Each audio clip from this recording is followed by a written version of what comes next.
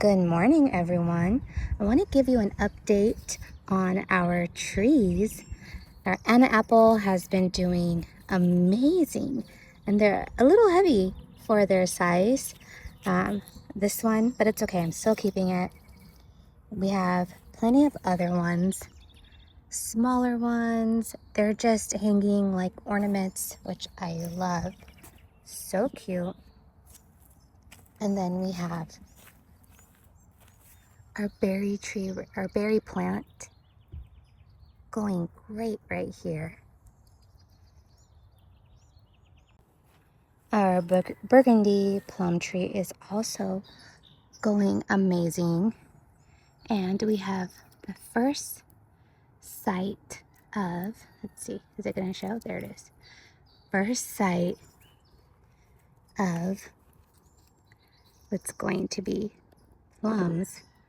So that is exciting because I've been wondering when they're going to pop up. And I guess now's the time. Our nectarine tree is just going fabulous. One is like doing an Easter egg hunt because the leaves just perfectly hide them. There's so many sizes, which is great because then hopefully it'll allow us to have just more and more. Okay, look at this tiny one. So I still have some in the little mesh protector bag.